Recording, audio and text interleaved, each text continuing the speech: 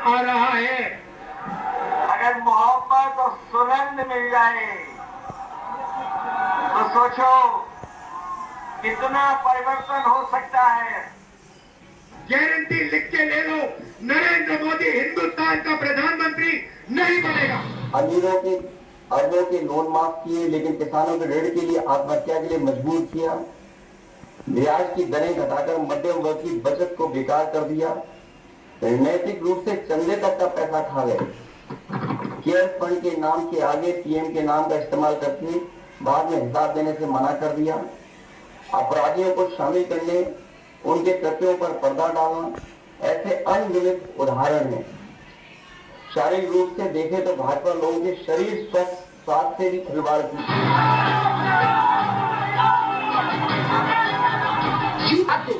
इसी का असर दिखा कि इस बार उत्तर प्रदेश की जनता ने बीजेपी को नंबर्स की टैली में काफी पीछे धकेल दिया।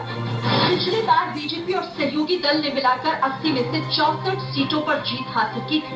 इस बार यूपी में एनडीए अलायंस कुल सीटों की आधी सीटों पर ही सिमट कर रह गया। जिन सीटों का नुकसान हुआ वो सारी सीटें अखिलेश यादव, कांग्रेस और सहयोगी के खाते में गई। अखिलेश यादव की लीडरशिप में समाजवादी पार्टी ने अब तक का सबसे बड़ा परफॉर्मेंस दिया।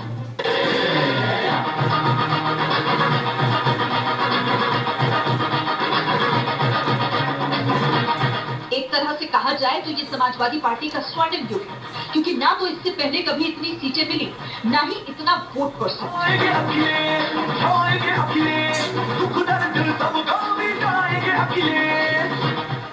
इसीलिए यूपी में अब बीजेपी से ज्यादा अखिलेश यादव और राहुल गांधी कॉन्फिडेंट हैं। अखिलेश यादव चुनाव वाले फाइनल मैच के सबसे बड़े सुपरस्टार के तौर पर प्रोजेक्ट होने लगी है।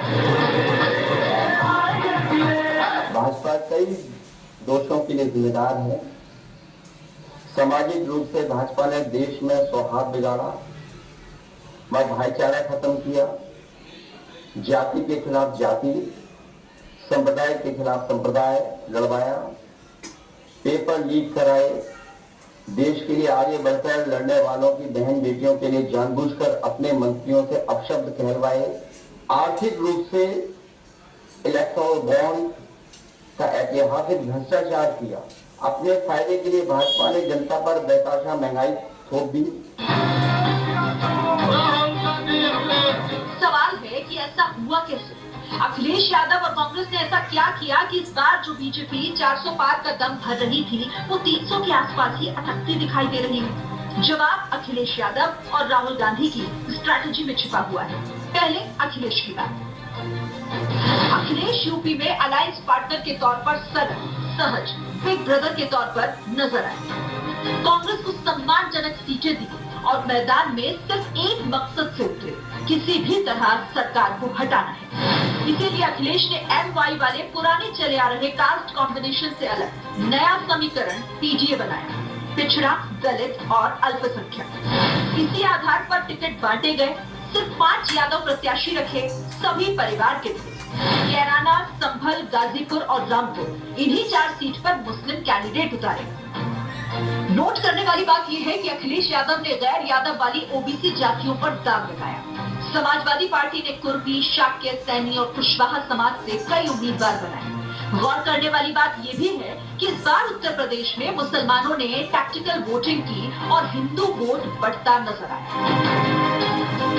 शायद इसीलिए बीजेपी का वोट बटा, टूटा और समाजवादी पार्टी का वोट और सीट दोनों बढ़ गए।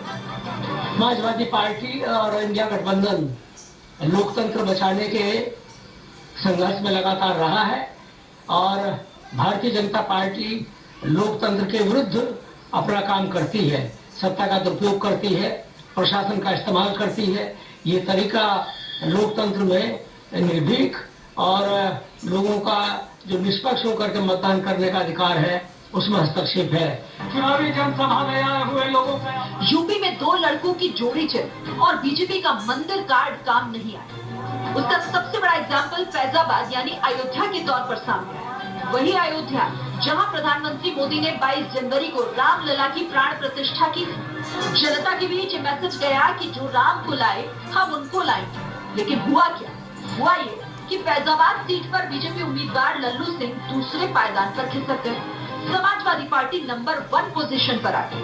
अयोध्या में बीजेपी हार गई, फैजाबाद बीजेपी हार गई। देश की जनता ने नरेंद्र मोदी जी को नकारा है, मोदी को फेयरवेल दिया है। मोदी जी को 2024 में भारतीय जनता पार्टी को बहुमत नहीं मिला है। ये नरेंद्र मोदी जी का और अमित शाह का बराबर है। वैसे यूपी में जो रिजल्ट आया उसे लेकर बार बार ये बातें भी उठ रही हैं कि इस बार बीएसपी का वोट कहां गया, किसे गया, तो इसका जवाब अखिलेश की काउंटर स्ट्रेटजी है।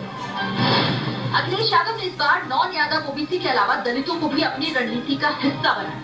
अखिलेश यादव ने इस बार 17 दलितों को समाजवादी पार्टी के टिकट पर मैदान में उतारा। मायावती के वोट बैंक को काउंटर करने के लिए जाटव समाज के 6 कैंडिडेट्स को चुनाव लड़ाया। इसके अलावा 8 सवर्णों को भी टिकट दिया।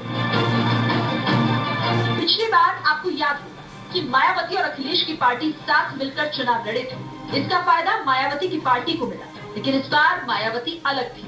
नतीजा ये हुआ कि उनका खाता तक नहीं खुला, उल्टा वोट परसेंट भी घट गया।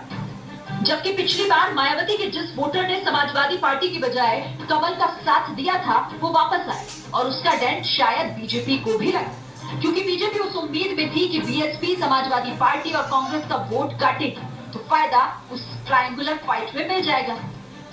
लेकिन यूपी ने शायद कुछ और सोच रखा था और 80 सीटों का जनादेश फिलहाल यही कह रहा है कि अब की बार 2 लड़कों की जय जयकार।